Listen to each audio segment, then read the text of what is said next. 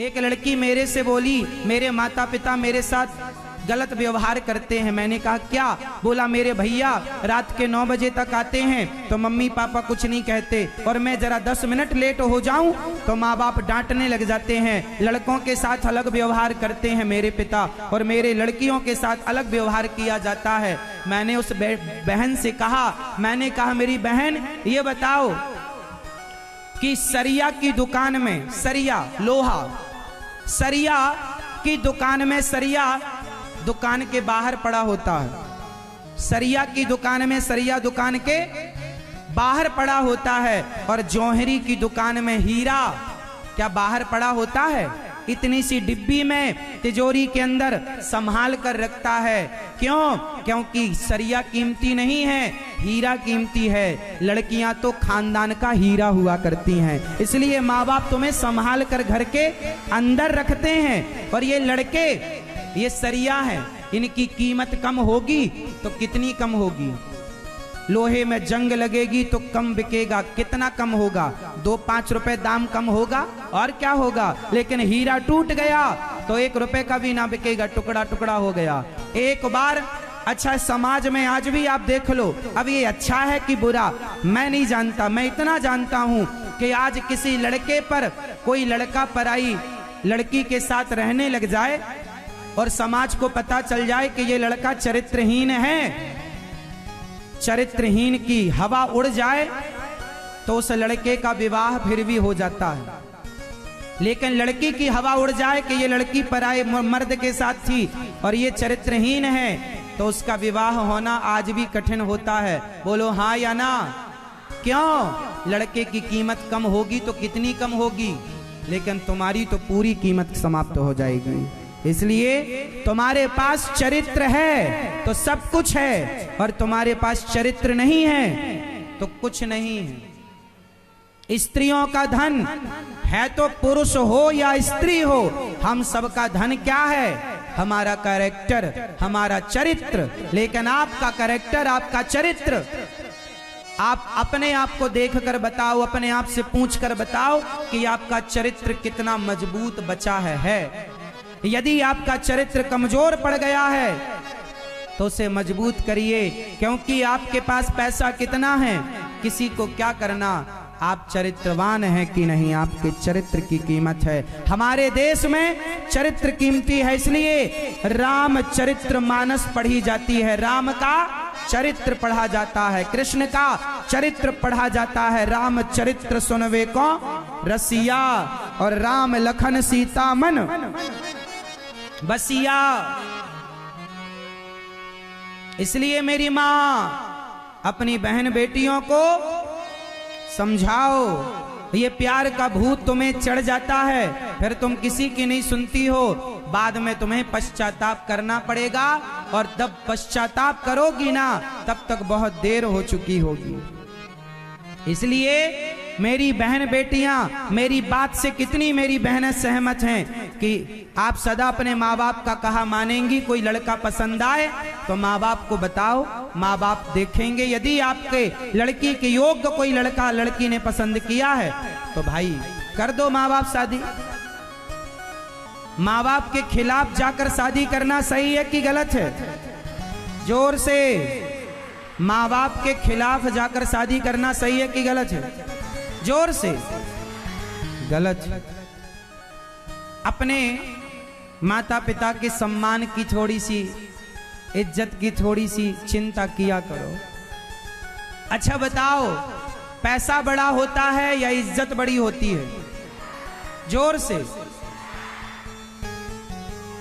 पैसा, सम्मान, इज्जत। इसलिए मेरी बहनों, तुम्हारे बाप ने, तुम्हारे माँ ने समाज में जो इज्जत कमाई है, नाम कमाया है, उनकी हैसियत के अनुसार जो पैसा कमाया है, जो इज्जत सम्मान है उनका, उन्हें आप बढ़ाओ, उसे आप मिटाओ मत। कुछ ऐसा कर दिखाओ कि हर बाप कहे कि मेरी बेटी ऐसी होनी चाहिए जिसने अपने पूरे खानदान का नाम रोशन कर लिया है। ऐसी ना हो कि पूरे खानदान का नाम मिट्टी में मिलाए। बेटियां एक कुल की नहीं, दो दो कुलों की शान होती हैं। इसलिए बेटियां बेटों से ज्यादा जिम्मेदार होनी चाहिए और ज्यादा सहनशील होनी चाहिए। माँ बाप कितना प्रयास करते हैं आपको पढ़ाने लिखाने के लिए, और आप लोग समझती नहीं हो जरा जरा सी बातों पर।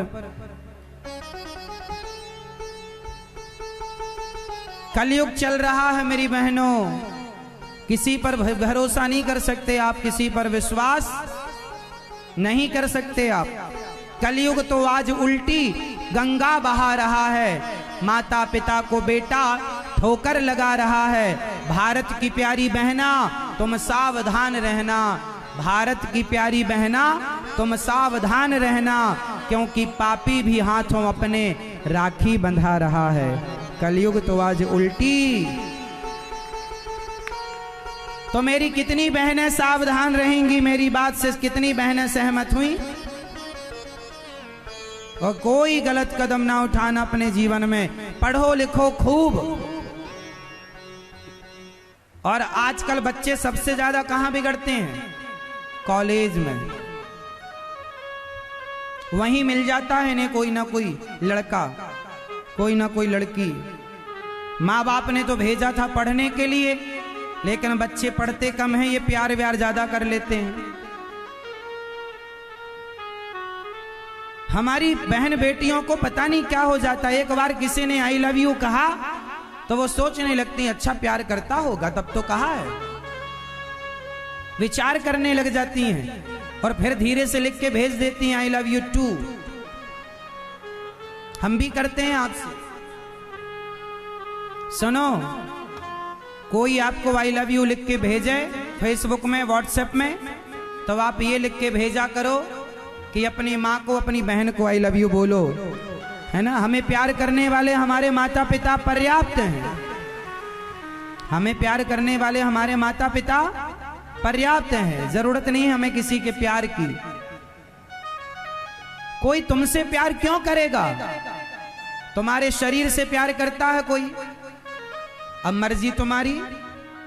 मेरी माँ और मेरे नौजवान दोस्तों, आप लोगों से भी मैं प्रार्थना कर लूं कि किसी लड़कियों के चक्कर में ना पड़ जाया करो। आज समाज में जानते हो कुछ लड़कियां ऐसी हैं जो ये देखती हैं कि कौन सा लड़का बड़े बाप का बेटा है, कौन सा व्यक्ति बड़ा पैसे वाला है। उन लोगों को ही ये झूठे प्यार के जाल में कुछ लड़कियों ने एक गिरोह बना रखा है, धंधा करती हैं। कुछ लोग धंधा करते हैं मर्दों को फंसाने का, और फंसा करके उनको फिर बाद में लूटते हैं।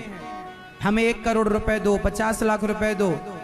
पैसे नहीं देने पर एक लड़की की, एक बार मैंने न्यूज में सुना था, तब मुझे पता चला, न्यूज में मैंने सुना कि एक करोड़पति आदमी था।